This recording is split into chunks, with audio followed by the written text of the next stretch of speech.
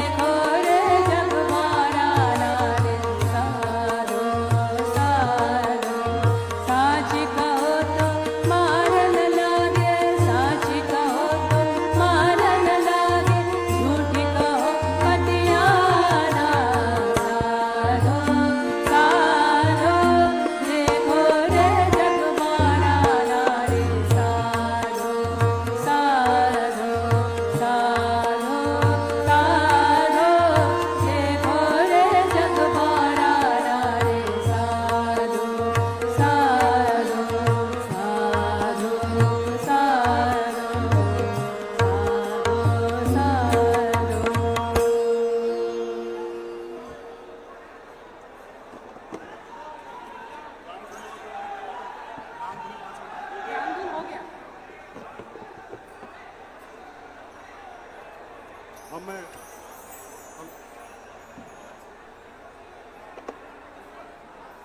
Hello hello hello hello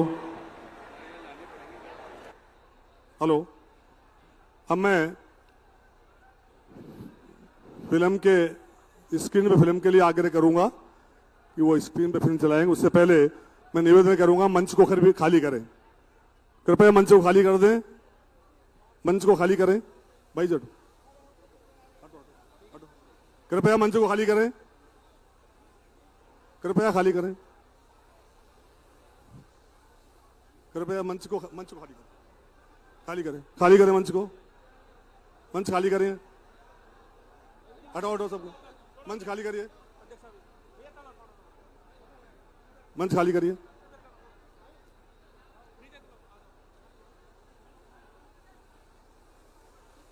हटाइए इनको, हटाइए हटाइए।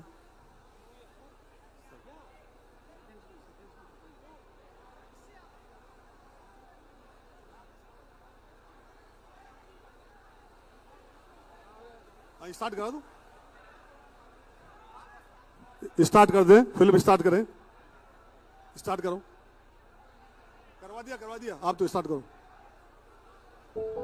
कौन कहता आसमां में सुराख कृपया शांति बनाए। एक पत्थर तो तबीयत से उछालो यारो। कवि दुष्यंत कुमार की ये कविता शायद राजेश्वर प्रसाद की जिंदगी को सबसे खूबसूरती से बयान करती है।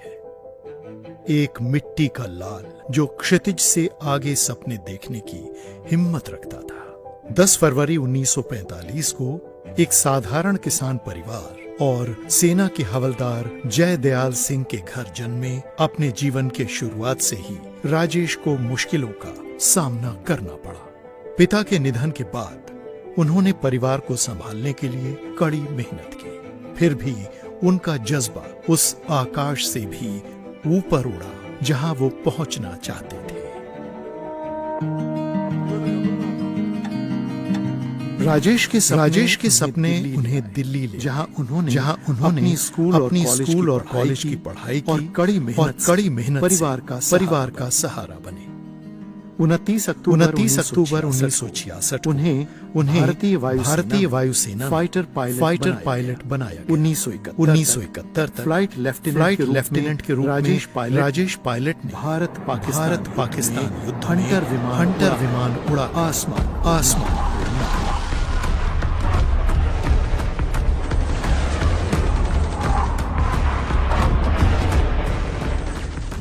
इस निर्णायक युद्ध ने भारत की जीत से बांग्लादेश को जन्म दिया और क्षेत्र का भाग्य बदल दिया। पूर्वी सीमा पर उन्होंने खतरनाक बमबारी मिशनों को अंजाम दिया।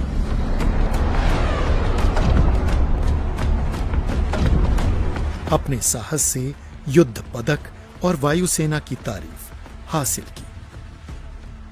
पाकिस्तान के इरादों को तोड़ते हुए दुश्मन के दांत खट्टे किए।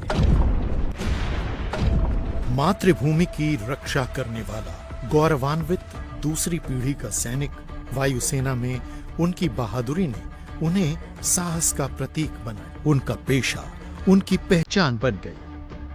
पायलट।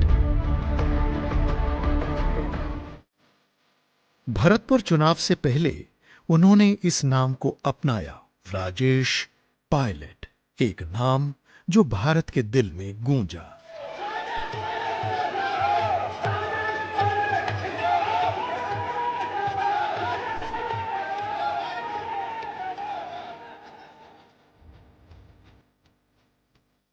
उन्नीस में इंदिरा गांधी से प्रेरित होकर राजेश ने स्क्वाड्रन लीडर के रूप में वायुसेना छोड़ी और राजनीति के जरिए देश की सेवा शुरू की।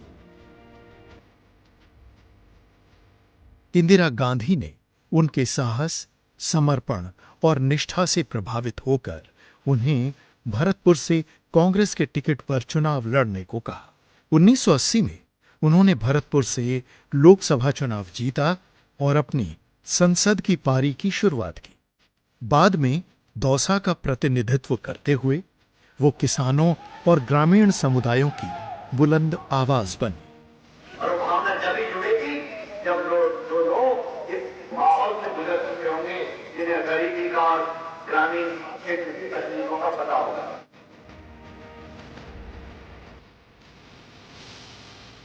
जाति और धर्म से परे एकजुटता की नई राजनीति शुरू की। पूरे समर्पण के साथ राजेश पायलट ने कांग्रेस पार्टी को जमीनी स्तर पर मजबूत किया, कार्यकर्ताओं को जोड़ा और कांग्रेस पार्टी की सोच को भारत के हर कोने तक पहुंचाया। एक नेता के रूप में उन्होंने पार्टी की नींव को और मजबूत किया, युवा नेताओं को भविष्य के लिए तैयार किया। राजीव गांधी और पीवी नरसिम्हा राव के मंत्रिमंडल में मंत्री के रूप में राजेश पायलट ने दूर संचार, आंतरिक सुरक्षा, पर्यावरण और जल और भूतल परिवहन मंत्रालयों में दृढ़ता और दूरदर्शिता के साथ काम किया। दूर संचार मंत्रालय में उन्होंने भारत में टेलीकॉम क्रांति की नींव रखी। एसटीडी बूथ, मोबाइल टेलीफोन और लैंडलाइन के माध्यम से उन्होंने देश के हर कोने को फोन से जोड़ने का सपना देखा। उनके नेतृत्व में उन्होंने बीएसएनएल को हर दिन कम से कम 100 गांवों को जोड़ने की चुनौती दी, जो सफलतापूर्वक हासिल की गई, जिसने भारत के कोने कोने को एक सूत्र में बांधा। जल और भूतल परिवहन मंत्री के रूप में राजेश पायलट ने राष्ट्रीय राजमार्ग प्राधिकरण यानी NHAI की परिकल्पना की और उसे स्थापित किया। उनकी दूरदृष्टि ने देश की सड़कों को आधुनिक, मजबूत और सुरक्षित बनाया, जो आज भी उनकी विरासत को जीवंत रखता है। राजेश पायलट राजनीति को 24 घंटे का काम मानते हैं, इसलिए उनकी दिनचर्या का ज्यादातर समय पार्टी कार्यकर्ताओं से मिलने, जनता जनार्दन की शिकायतें सुनने या फिर रैलियों और सभाओं को संबोधित करने में गुजरता है। तो कहीं से भी डर नहीं है। मेरा मन साफ है और मैं चुनाव में यकीन करता हूँ। मुश्किल समय में उन्होंने पंजाब, पूर्वोत्तर और जम्मू कश्मीर में उग्रवाद का सामना करते हुए भी शांति बहाली का प्रयास किया। झारखंड समझौता, असम में बोडोलैंड समझौता और नागालैंड में NSCN के साथ युद्ध विराम में उनका प्रयास सफल रहा। 1995 में बहुचर्चित और विवादास्पद गॉडमैन चंद्रास्वामी की निडर गिरफ्तारी ने भ्रष्टाचार के खिलाफ उनकी अटल लड़ाई को दिखाया। सार्वजनिक जीवन में उनकी ईमानदारी और सच्चाई उनकी पहचान बनी।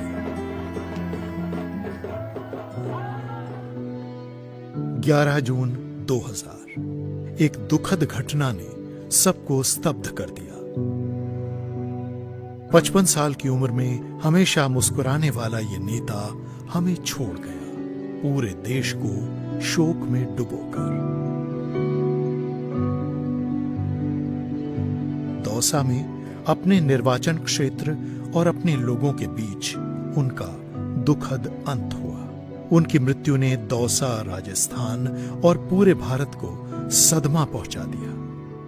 उनकी ताकत, ईमानदारी और जनसेवा की विरासत आज भी बनी हुई है। एक नेता की असली पहचान यह है कि उन्हें उनके जाने के बाद कैसे याद किया जाता है। राजेश पायलट सिर्फ एक पायलट, मंत्री या नेता नहीं थे।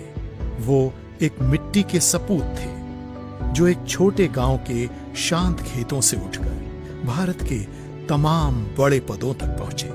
एक ऐसे इंसान जो लोगों के लिए जिए। उनका साहस, ईमानदारी और उपेक्षित लोगों के लिए प्यार ने कांग्रेस को मजबूत किया और पूरे देश को प्रेरित किया। उनकी हमेशा मुस्कुराने वाली शख्सियत और आशावादी व्यक्तित्व ने भारत पर गहरी छाप छोड़ी। आज उनकी विरासत उन लोगों के दिलों में उड़ान भरती है जिनके लिए उन्होंने लड़ाई लड़ी और जीवन समर्पित किया।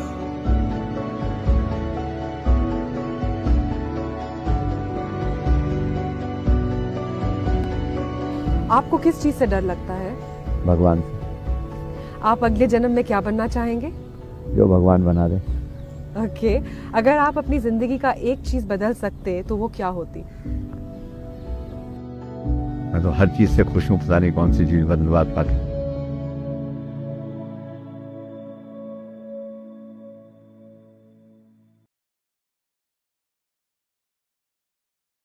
आत्मा की शांति के लिए 1 मिनट का मौन रखेंगे।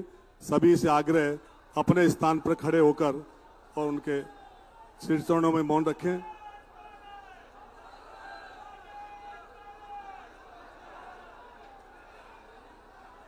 ओम शांति शांति शांति।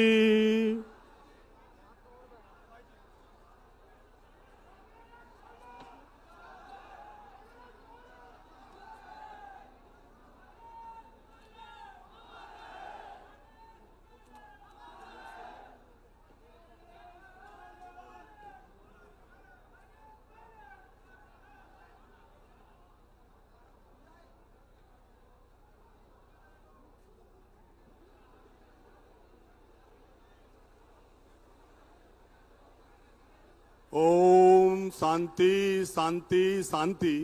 अब मैं माननीय सचिन पायलट जी से आग्रह करूंगा कि वो सभी विशिष्ट अतिथियों को साथ लेकर और राजेश पायलट जी के जीवन पर आधारित जो प्रदर्शनी है उसका अवलोकन कराएं। माननीय सचिन पायलट जी से आग्रह है सभी विशिष्ट अतिथियों को साथ लेकर और प्रदर्शनी का अवलोकन कराएं। मैं आम लोगों से एक निवेदन करना चाहूंगा, आप सभी के लिए भी प्रदर्शनी खोली जाएगी। पहले हमें हमारे विशिष्ट अतिथि प्रदर्शनी का अवलोकन करेंगे, उसके बाद आपके लिए खोली जाएगी। ये प्रदर्शनी शाम 5 बजे तक रहेगी। इसलिए मेरा आपसे निवेदन है कि चूंकि भारी भीड़ है, आप अनुशासन रखें और अनुशासन के साथ प्रदर्शनी का अवलोकन करें। रास्ते में जो लोग साथी खड़े हैं उनसे मेरा आग्रह है कि हमारे विशिष्ट अतिथियों के लिए रास्ता दें। माननीय सचिन पायलट जी, माननीय अशोक गहलोत जी और सब जो आगंतुक अतिथि हैं वो प्रदर्शनी का अवलोकन कर लें। प्रदर्शनी पधार रहे।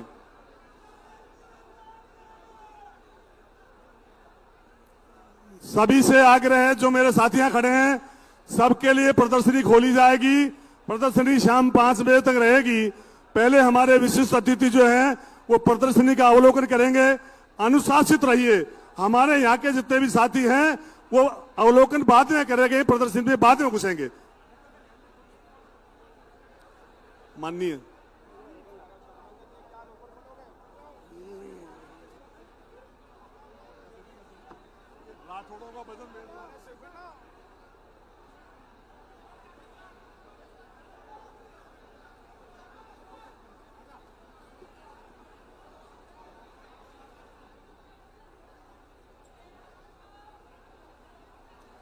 देखिए, अनुशासित रखिए।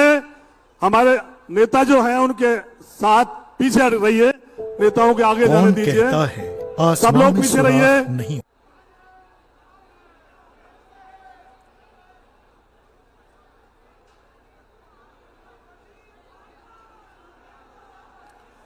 कृपया शांति रखिए, शांति रखिए।